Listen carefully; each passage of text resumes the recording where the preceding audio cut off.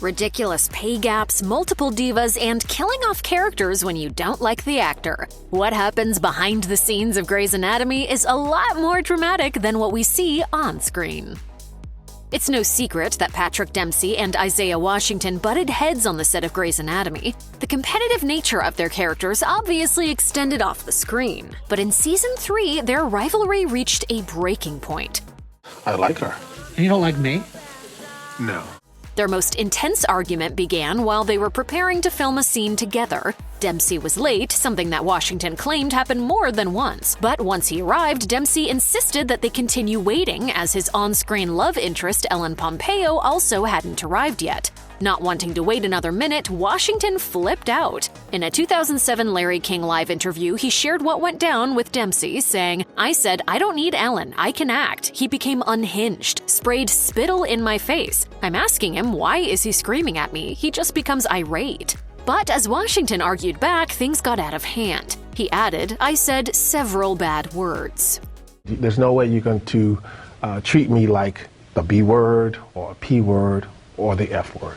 Washington denied being homophobic, but the use of the slur, which he told King he used to mean being weak, resulted in him being suspended and ultimately fired. Of course, he didn't go quietly, and Washington claimed he'd done everything he could to make amends. He may have redeemed himself, though, as Washington was asked back in Season 10 to help tie up Sandra Oh's exit storyline, though his appearance was considered quite controversial by Grey's fans.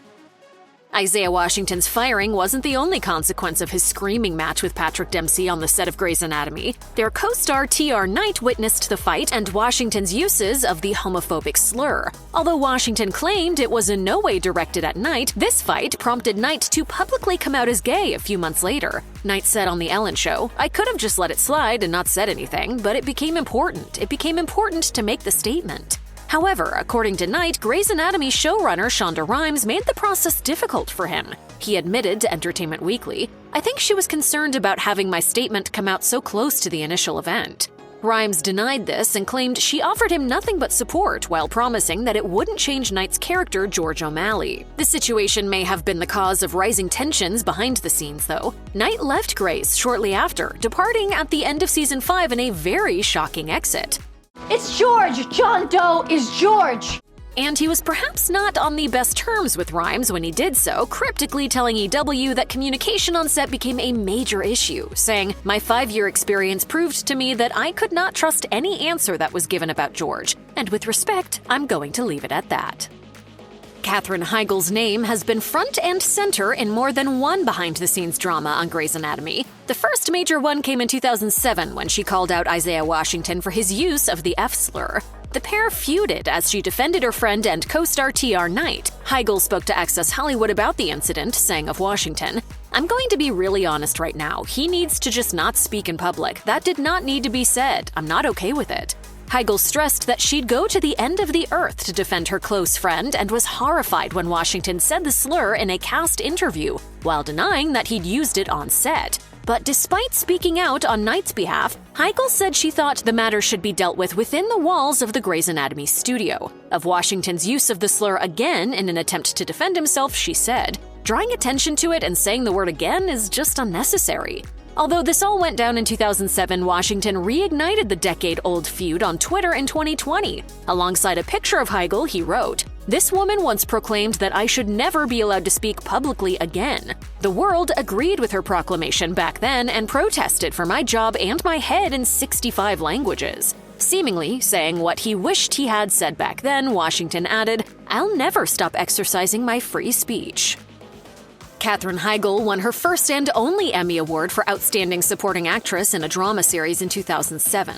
Her portrayal of Izzy Stevens and her relationship with dying patient Denny Duquette, played by Jeffrey Dean Morgan in Season 2, no doubt warranted it. Heigl noted later in an interview with Today, saying, "The night I won was the highlight of my career." However, as the seasons progressed, Heigl was apparently less happy with her character's storylines, so much so that when she was nominated for the same award the following year, she withdrew her name from early contention. She eventually explained her reasoning for this, telling reporters at the time, "I did not feel that I was given the material this season to warrant an Emmy nomination, and in an effort to maintain the integrity of the Academy organization, I withdrew my name from contention." Heigl also claimed she would be doing a disservice to the organization by usurping the award from an actor who had material that merited it. Shonda Rhimes later explained to Entertainment Weekly that the material Heigl was referring to was light in nature because it was written to give her plenty of time off to film the romantic comedy Life as We Know It, which she starred in alongside Josh Duhamel. Turning down her second Emmy Award nomination seemed to have been the beginning of the end for Katherine Heigl, at least in terms of her tenure on Grey's Anatomy. As she started appearing less frequently in the medical drama's 6th season, taking a leave of absence to film Life as We Know It, Heigl slowly but surely started to get a reputation for being a difficult actor, and she was often branded a diva. This was compounded when she returned from the movie and immediately criticized the show's production. She said on Letterman, "Our first day back was Wednesday, and it was, I'm going to keep saying this because I hope it embarrasses them, a 17-hour day, which I think is cruel and mean." Heigl didn't abide by this cruelty for long. Even though her contract saw her through to the end of the 7th season of Grey's, she did not even see the season 6 finale. Heigl unexpectedly departed the show in 2010, proclaiming she was done to Entertainment Weekly. Many of the cast members, including Ellen Pompeo, believed Heigl was departing to seek the greener pastures of big screen productions and thought she'd handled the situation badly. Pompeo told the New York Post, "Katie's problem is that she should not have renewed her contract. She re-upped, took a big raise, and then tried to get off the show. And then her movie career did not take off." However, Heigl claimed she exited the show to focus on her family with Josh Kelly, as the couple had just adopted their first child. I'm not a rude person. I'm not an unkind or mean person. I would never go out of my way or consciously try to hurt anyone's feelings. Katherine Heigl might have passionately denied being a diva on or off the set of Grey's Anatomy, but Shonda Rhimes is singing a different tune. She even took a swipe at Heigl after her exit. On some level it stung, and on some level I was not surprised. You weren't? No. Okay. When people show you who they are, believe them. Unfortunately, that was not the end of the drama. Rhimes referenced Heigl's alleged diva behavior again when she was creating the political thriller Scandal. Speaking about the new cast and crew, she told The Hollywood Reporter, "There are no Heigls in this situation." Rhimes went on to add that she now has a no assholes policy, clarifying, "I don't put up with bull or nasty people. I don't have time for it." However, Heigl didn't retaliate. In fact, the Firefly Lane star might have had some time to reflect on her behavior. After leaving the show, she expressed regret over Emmygate, telling Lynette Rice in her book How to Save a Life, the inside story of Grey's Anatomy, that she should have handled things differently. She said, "It was between me and the writers. I ambushed them, and it wasn't very nice or fair." Additionally, in her 2016 interview with Vanity Fair, Heigl apologized for her outspoken nature and the impression she left behind, admitting she would take back some of her words if she could. Kate Walsh joined Grey's Anatomy at the end of the first season as Derek's estranged wife Addison Montgomery Shepard, before he divorced her to be with Meredith, of course. She stayed on at Seattle Grace for a couple of years before departing in 2007 to go and lead her own LA-based spinoff, Private Practice, alongside Taye Diggs, Paul Adelstein, Katie Strickland, and Amy Brenneman. But apparently, the news of Grey's Anatomy's first spin-off show wasn't a huge cause for celebration behind the scenes. A source told Star, the rest of the cast seemed instantly resentful of Walsh. They each thought they'd be the one chosen to get their own show, and now they're giving Kate the cold shoulder. The source suggested that this just added to the already tumultuous goings-on behind the scenes of the media drama. Of course, Walsh was singing a slightly different tune. After telling TV Guide that she was thrilled to have been chosen by Rhimes to lead the spin-off, the star said it was a huge deal for her to leave the cast, but not for dramatic reasons. She added, "We're so tight and bonded that it was a big deal, but it did feel like the right time to go." Walsh concluded by telling the outlet that she still considers the Grey's cast family, though at the time, none of them had been to visit her on her new set. Prior to landing the role of Meredith Grey in 2005, Ellen Pompeo had been pursuing her dream of being a movie star, taking on roles in films like Moonlight Mile and Daredevil. She'd only appeared in a handful of episodes of TV before getting her big break in Grey's Anatomy, meaning she was still a relative newbie to the world of TV, while many of her co-stars came with a lot of small-screen experience. Patrick Dempsey, who played her on-screen love interest and eventual husband, Derek Shepherd, was one of them. This is our wedding. I post it? If you sign it.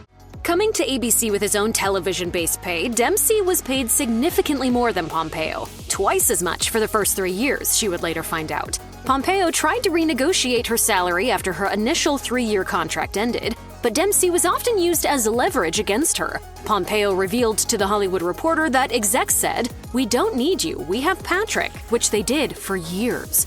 Pick me. Choose me. Love me. Unfortunately, Dempsey rejected Pompeo's requests for them to negotiate their salary together, and she constantly had to fight to get the pay she deserved. Pompeo admitted, "At one point, I asked for $5,000 more than him just on principle, because the show is Grey's Anatomy and I'm Meredith Grey. They wouldn't give it to me." It wasn't until Dempsey exited the show that Pompeo proved just how valuable she really was. In 2016, she negotiated a multi-million-dollar deal that came with equity in the show and a producer credit. Nicki, honey. No. McSteamy. Ah, there it is. Yeah. Eric Dane knew his place in Grey's Anatomy. His character, Mark McSteamy Sloan, was there to be eye candy. Though he happily accepted his place, Dane told the French magazine Télé Loisirs, "In Grey's Anatomy, I was just a piece of meat." Dane joined the medical drama shortly after Kate Walsh, but stayed on as a series regular for much longer than his on-screen ex-lover. As a beloved character, Dane's 2012 exit from the show came as a shock to fans. The Grey's party line was that Dane asked to leave so he could pursue other opportunities, leading to Mark's death in the first episode of Season 9 from complications relating to the plane crash of Season 8's finale. Shonda Rhimes announced the news to Entertainment Weekly, saying, "It was a thing that Eric had been thinking about for a while, but it felt like the right time to him." But is what fans were told actually the truth? According to a source who spoke to E!, Dane did not ask to leave the show, and he didn't immediately take on another role after his 2012 departure, leading to speculation that he was let go because of his painkiller addiction, as he checked himself into rehab shortly after leaving. However, he later told Télé Loisirs that he made peace with his exit, even going on to guest star on Grey's in Season 17.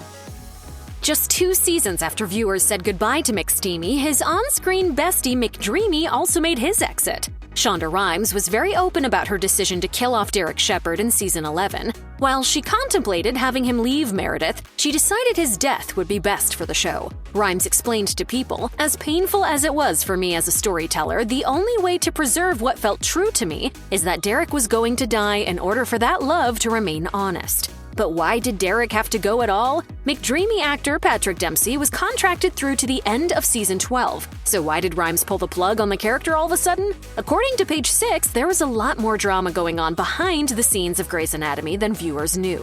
If you recall, Derek was busy working in Washington, D.C. before his death. A source told the outlet that this storyline was actually a necessity to cover for bad behavior off-screen, revealing, "Patrick has been acting like a diva and has clashed with Shonda. She suspended him for a while, and the word on set is that he isn't coming back full-time." You can never really judge an actor on set because depending on the dynamic of the scene, you are asked to plug into an emotion. Dempsey later played down the rumors of behind-the-scenes issues, telling People that he wanted to spend more time with his family, so he and Rhimes mutually made the decision for him to leave the show. As the creator of Grey's Anatomy, it's only natural that Shonda Rhimes gets final say on the medical drama, especially in terms of casting, character arcs, and how to handle departures. But on the nightly show with Larry Wilmore, Rhimes admitted that she has a surefire, albeit controversial way of dealing with actors who cause a fuss on set. Have you ever killed off a character because you didn't like the actor? And extra bonus points, who was it? Rhimes admitted she has killed off actors for real-life bad behavior, though she didn't reveal any names. This seems to be common knowledge on the set of Grey's Anatomy, with Ellen Pompeo alluding to it having happened while speaking to E.T. about the non-death-related exits of Jessica Capshaw and Sarah Drew. You only get killed off when your behavior is bad. If you're a nice actor, you die nice. Dempsey didn't put too much stock in Rhimes' comments, playing down any drama or feud rumors to Entertainment Weekly, saying, "I think she loves being provocative, and that's fine for who she is. That gets people talking about all the stuff that she's doing." Season 19 of Grey's Anatomy welcomed a host of new faces, including Reign star Adelaide Kane and Glee alum Harry Shum Jr. However, the season also marked a monumental cascade of cast and crew departures, beginning with Ellen Pompeo as the titular Meredith Grey. Co-showrunner Krista Vernoff defended Pompeo's underwhelming mid-season exit to TV line after it was poorly received by a number of fans, saying, "It was a different kind of farewell than some that we've done where it's like, that's the last you're ever going to see that person. We wanted a sweet see you later kind of thing for Ellen." However, in conjunction with Pompeo stepping back, Vernoff also announced her own departure from the series, noting to Entertainment Weekly that it was also more of a see you later situation. Pompeo cited the need to do something different after nearly 2 decades on the show as the reason for her departure. I mean, 19 years is like that's longer than people keep their kids in their house. This is like me, like going away to college. However, these 2 sudden departures were followed by another major exit. Meredith's sister, Maggie, played by Kelly McCreary, left a few episodes later. McCreary's statement implied she was leaving to spread her wings and seek new opportunities, but is it a coincidence that it came so close to Pompeo's departure? It's certainly possible that something bigger happened behind the scenes to cause 3 integral members of the Grey's team to depart in the same season.